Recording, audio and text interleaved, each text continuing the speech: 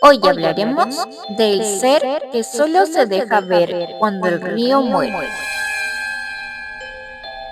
Cuando un río se seca, deja al descubierto piedras, restos olvidados y en algunos casos secretos que jamás debieron salir a la superficie.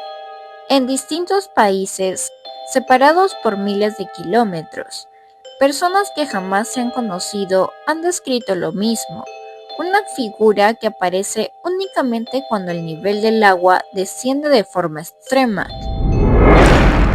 No se deja ver en épocas de lluvia, no aparece cuando el río fluye con normalidad, solo emerge durante sequías prolongadas, solo cuando el cauce queda expuesto, y quienes la han visto coinciden en algo perturbador.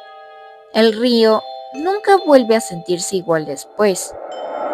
Los registros más antiguos provienen de comunidades rurales que dependen directamente de los ríos. Agricultores, pescadores, niños que juegan en los márgenes y ancianos que han vivido allí toda su vida. Durante grandes sequías, cuando el agua se retrae y aparecen zonas que normalmente permanecen sumergidas, comienzan los testimonios. No uno, ni dos, docenas. En América Latina, el sudeste asiático, África y partes de Europa del Este, las descripciones cambian en detalles, pero no en esencia. Una figura alargada, de extremidades demasiado largas, piel oscura o cubierta de lodo seco, movimientos lentos, antinaturales, ojos visibles, incluso en penumbra. Nunca ataca directamente, nunca se acerca del todo, pero siempre observa. En muchos casos, el primer encuentro ocurre de forma casual.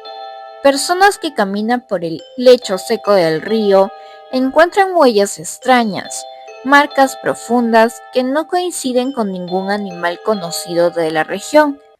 Luego viene la sensación, una presión en el pecho, un silencio absoluto, incluso de insectos, la impresión clara de no estar solos y entonces la figura. Algunos la ven de pie entre las rocas, otros aseguran que emerge lentamente desde charcos profundos que aún conservan agua. Hay quienes afirman que parece confundida, como si no permaneciera al aire, como si el retiro del agua la hubiera obligado a mostrarse.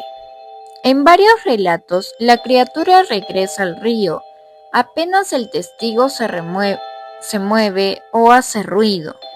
No huye, se desliza, se hunde y desaparece sin dejar ondas.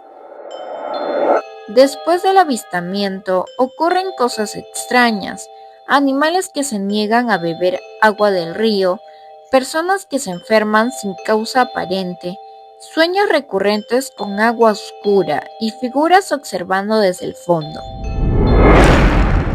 En Brasil, durante una de las peores sequías del Amazonas, pescadores reportan una figura humanoide, caminando por zonas donde antes habían varios metros de profundidad. El relato fue acompañado de fotografías borrosas que mostraban una silueta imposible de identificar. En India, aldeanos hablaron de una presencia antigua, que solo aparece cuando el río sagrado se retrae.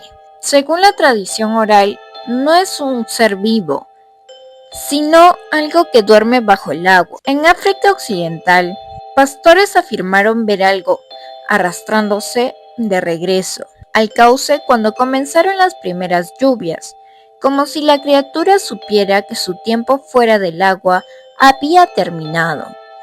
Nadie pudo seguirla, nadie pudo tocarla, pero demasiadas personas la han visto como para ignorarla. Algunos científicos sugieren que podría tratarse de una especie no catalogada, adaptada a vivir en zonas profundas y oscuras de los ríos. La sequía la obligaría a exponerse, aunque de forma limitada. Sin embargo, esta teoría no explica la postura erguida, las extremidades desproporcionadas ni la reacción psicológica intensa que experimentan los testigos. Otra teoría plantea que estas criaturas podrían ser sobrevivientes de especies antiguas, ocultas durante milenios en sistemas fluviales profundos, seres que nunca evolucionaron para coexistir con humanos, y que solo emergen cuando su entorno colapsa. Pero nuevamente los comportamientos descritos parecen más conscientes que animales. En muchas culturas, los ríos no son solo agua, son entidades vivas, espíritus guardianes, protectores o castigadores.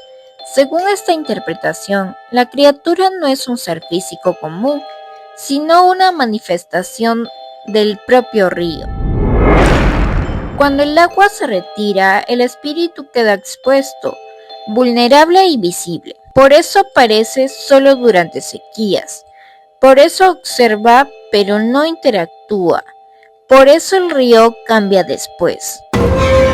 ¿Fenómeno psicológico colectivo o algo más? Los escépticos hablan de sugestión, estrés ambiental y miedo ancestral al agua seca. Pero esta explicación se debilita cuando los relatos coinciden incluso entre personas que desconocen las historias locales. Demasiadas similitudes, demasiados detalles compartidos, como si todos estuvieran describiendo lo mismo. No hay pruebas concluyentes, no hay capturas claras, no hay registros oficiales, pero cada vez que una sequía extrema ocurre, los testimonios regresan, como si algo esperara prácticamente bajo el agua, sabiendo que tarde o temprano volverá a ser visto. Los ríos guardan más que agua, guardan historias, restos, memorias y quizá presencias que no están hechas para la superficie. Tal vez la criatura no aparece para ser descubierta, tal vez aparece porque no tiene otra opción, y cuando el agua vuelve a subir, se la lleva de nuevo, dejándonos con una pregunta inquietante. ¿Qué más permanece oculto bajo la superficie? Esperando que el mundo se seque lo suficiente para mostrarse.